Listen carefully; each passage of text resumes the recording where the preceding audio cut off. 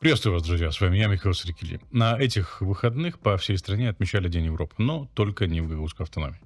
К сожалению, в Гагаузии мало кто ассоциирует себя с Европой, и это не мои домыслы, это демонстрируют результаты выборов и референдума, а также общественно-политическая риторика, преобладающая в Гагаузии. В Гагаузии не принято ассоциировать гагаузское сообщество с Европой и тем более искать европейские корни гагаузов. В общественной и политической риторике вы услышите только то, что гагаузы обязаны всем, что имеют русскому царю. Гагаузская историография в основном изучает и исследует то, какие «блага» в кавычках гагаузам дала Российская империя и Советский Союз. И умалчивают урон, нанесенный Российской империей, и даже оправдывают преступления Советского Союза в отношении гагаузов. Некоторые немногочисленные историки выбиваются из этого паттерна и ищут корни гагаузов, например, далеко в Средней Азии или на Алтае.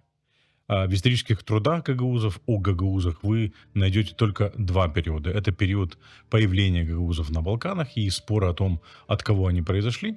После этого вся историография гагаузов обрывается и возобновляется вновь на рубеже 18-19 веков в контексте переселения гагаузов в Южную Бессарабию.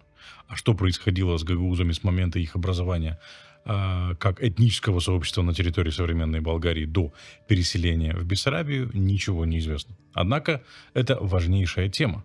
Почему я решил поднять сегодня эту тему? Дело в том, что весь гагаузский политический дискурс пытается нас убедить в том, что Европа для гагаузов — это нечто чуждое, и у гагаузов нет никакой связи с Европой, ни исторической, ни культурной, ни духовной.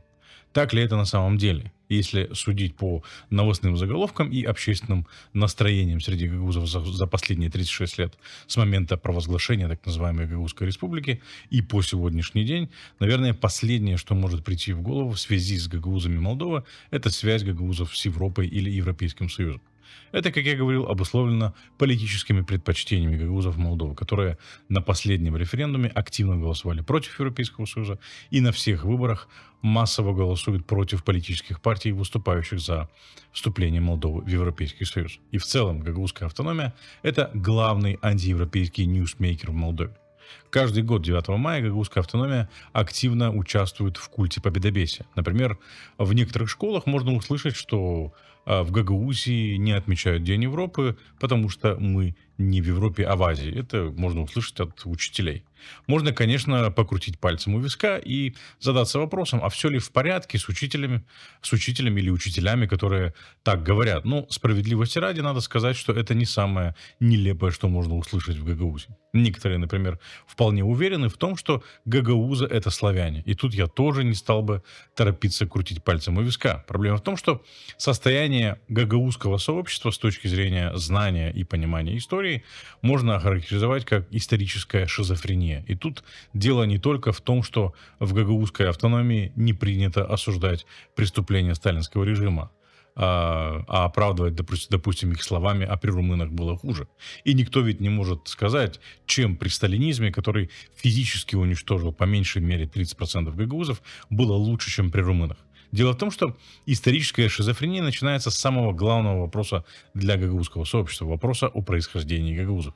На сегодняшний день существует более 20 версий или теорий о происхождении гагаузов. Я понимаю, что вопрос происхождения гагаузов относится к 12-13 векам, периоду истории, который считается темными временами, и по тому периоду мало источников. Однако при желании можно задаться целью и поставить точку в этих исторических спорах. И вроде как в гагаузской автономии есть научный центр, известный как центр Марии Маруневич в честь гагаузоведа и лидера Гагауз Халкы. Этот научный центр, с моей точки зрения, мог бы и должен был бы задаться целью поставить точку в научном споре о происхождении гагаузов. Но в последнее время этот центр попадал в новостные хроники в основном в связи с сеткой Шора, а не с научными исследованиями. О происхождении гагаузов писали многие ученые — русские, болгарские, чешские, немецкие и другие. Версии о происхождении гагаузов в свое время систематизировал Георгий Димитров, тот, который был руководителем Коминтерна с 1935 по 1943 года и первым руководителем коммунистической Болгарии. Димитров насчитал 18 теорий происхождения гагаузов. Чуть позже проблемой происхождения гагаузов занялась уже упомянутая мною Мария Маруневич. в девичестве Василиоглу. Но ситуация не стала яснее. Маруневич уже насчитала 21 версию или теорию о происхождении гагаузов. Я не буду перечислять каждую из них, выделю лишь 4 основные: сельджукскую, агузскую, куманскую и болгарскую или славянскую. Первые 3 условно можно объединить в тюркскую версию, да, которые гласят о том, что гагаузы произошли от тюркских племен, переселившихся или перекочевавших из Центральной Азии в Добруджу, где в результате их смешения образовались гагаузы. Агузская версия гласит, что в происхождении гагаузов основной элемент — это агузы, а куманская и сельджукская — о том, что основной элемент — это куманы или сельджуки соответственно.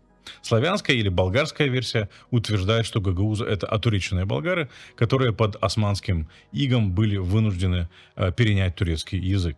Но при всем разнообразии и противоречии существующих теорий о происхождении гагаузов никто не спорит об одном: гагаузы как этнос образовались на территории Южной Добруджи, которая является частью современной Болгарии, входящей в состав Европейского Союза. Гагаузы образовались не в Азии, а в Европе, и в той части Европы, которая сегодня входит в состав Европейского Союза.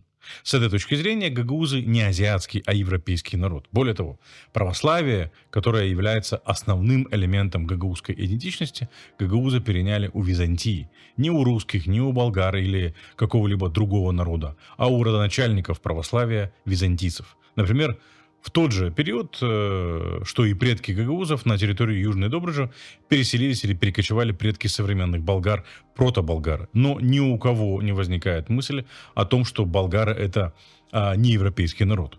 Ну и у этого феномена есть одно логичное объяснение. Болгары сами исследовали, изучали и обосновывали свою историю, а гагаузам историю начали писать в Советском Союзе. Сегодня гагаузы сами могут изучать и писать свою историю, но, к сожалению, они по-прежнему это делают с оглядкой на Москву и пишут только то, что выгодно Москве, и всячески игнорируют и обходят главную тему европейских корней гагаузов, которые скрыть невозможно, но можно успешно не замечать в интересах кремлевских хозяев. Десятилетиями советская пропаганда, а потом и российская пропаганда пытаются внушить гагаузам, что все европейское гагаузам чуждо, а их место в Российской империи. Но все это не что иное, как попытка сфальсифицировать историю гагаузов или просто-напросто стереть ее из памяти гагаузов. Гагаузы — часть европейской цивилизации. Это исторический факт, который не изменить. Поэтому вступление в ЕС для гагаузов Молдовы — это возвращение домой, к своим европейским корням. Друзья, подписывайтесь на наше видео, ставьте лайки, отправляйте его своим знакомым и близким. Друзья, поддержите нас, если вам нравится то, что мы делаем. Способы поддержки можно отсканировать по QR-коду на экране или пройдя по ссылке в описании. До свидания.